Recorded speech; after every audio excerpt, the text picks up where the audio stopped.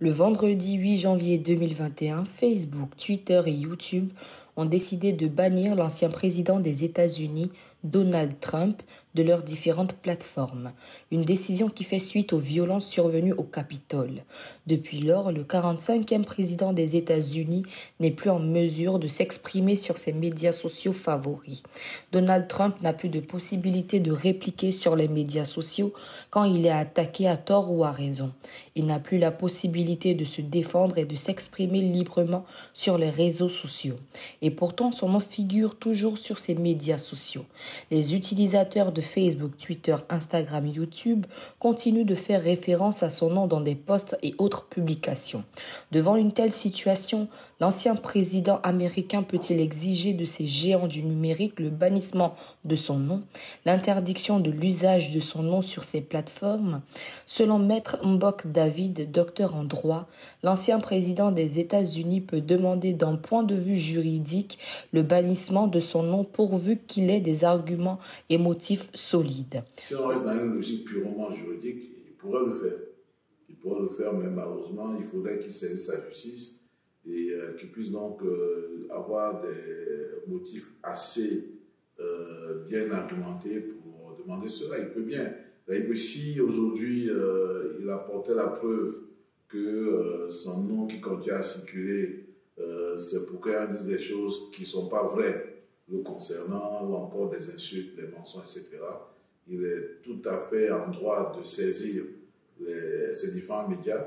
Et si les médias ne font rien, donc il peut saisir la justice pour demander à ce qu'on retire ces différents contenus, ou encore qu'à l'absolu, qu'on interdise à ce que les différentes personnes puissent s'exprimer à ce sujet. Depuis son élection en 2016 comme président des États-Unis et bien avant, Donald Trump est un homme public. Vu sous cet angle, il serait difficile d'empêcher les utilisateurs d'exploiter son nom dans une quelconque publication. Un avis que partage le docteur en droit. Mais j'avoue que ça sera un peu difficile parce que là également, en tant qu'ex-président, c'est un homme public. C'est un nom public, donc, et un nom public qui fait partie de l'actualité. Donc, on ne peut pas ne pas parler d'un ex-président américain sur les médias sociaux, c'est pratiquement impossible. Maintenant, tout dépendra de ce qui est dit sur sa personne au niveau de ces différents médias, et c'est ce qui pourrait donc entraîner qu'il y ait cette interdiction demandée par lui, ou encore, je pense qu'il peut avoir un véritable contrôle par rapport à l'utilisation de son nom. À cela, il faut préciser que chaque individu a le droit de s'exprimer et de faire usage du nom qu'il souhaite dans ses publications, à la condition que cela s'exprime dans un cadre réglementaire, à savoir ne point diffamer, ne pas porter atteinte. Dans le cas échéant, si Trump, personnalité publique bannie des médias sociaux, se sont diffamés par une publication d'un quidam, l'ancien président américain est en droit de saisir les juridictions compétentes. Le cas de la suspension de Donald Trump sur les réseaux sociaux pose un problème de liberté d'expression et de démocratie. Si nous restons dans la logique de la liberté d'expression, il y a un problème, parce qu'en réalité, on se dit que c'est la justice qui doit pouvoir censurer. Et la justice censure après analyse des faits et lorsqu'il y a infraction. Donc, c'est la logique. Donc, il y a toujours ce débat entre la liberté d'expression et le droit à la protection de la vie des autres, etc. Trump suspendu des médias sociaux et à la limite coupé du monde. Évidemment, parce qu'en fait, c'était d'ailleurs son domaine d'activité était le plus fort. Parce que nous tous, tout au long de son mandat, chaque matin, moi je sais que même les tout jeunes, moi j'ai mon fils qui régulièrement me disait toujours, ah papa, mais le matin, voilà ce que le président Trump a tuté. Donc c'était un peu ça son job, il aimait bien. Pour lui, il subit vraiment. C'est difficile pour lui parce qu'en fait, il ne peut plus s'exprimer. Il ne peut plus s'exprimer aujourd'hui. Quand vous êtes coupé des médias sociaux, à la limite, c'est comme si on vous sortait du monde.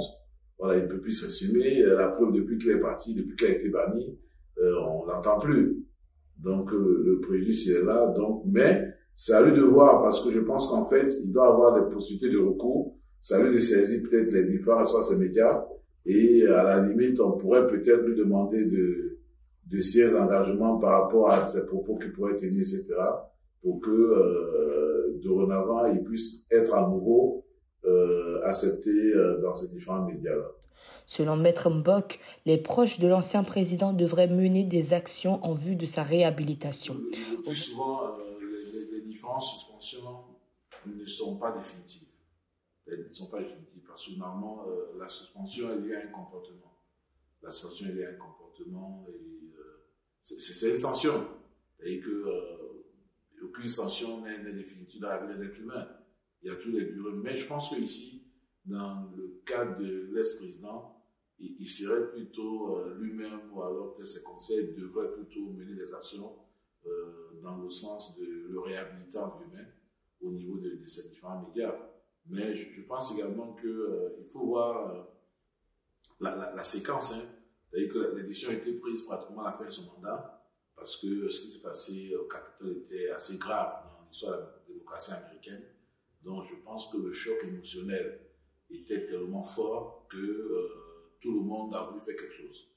Tout le monde a voulu faire quelque chose parce qu'en réalité, le comportement qu'il a eu tout au long de son mandat, les propos qu'il tenait n'étaient pas tellement différents que ça. Voilà, sans vouloir faire la politique, régulièrement, il revenait à tout le monde qu'il y avait peut-être certaines fausses informations qu'il faisait, qu'il véhiculait, mais il y avait quand même eu la suspension. Donc, je pense que après cette phase émotionnelle, etc., ces médias, même également, ont besoin de Trump. Parce qu'en réalité, Trump, il est suivi, il est écouté, etc. Donc, d'une manière ou d'une autre, je pense que dès que la chose va se calmer, il y aura, Trump va reprendre la parole sur ces médias. Ça m'étonnerait que cette suspension puisse être définitive. Au moment où le débat de la suspension de Donald Trump bat son plein, l'ancien président américain fait face à une procédure en destitution. Des sénateurs républicains avaient fait bloc pour voter contre la tenue du procès de Donald Trump devant le Sénat pour l'incitation à l'insurrection, avaient rapporté les médias américains.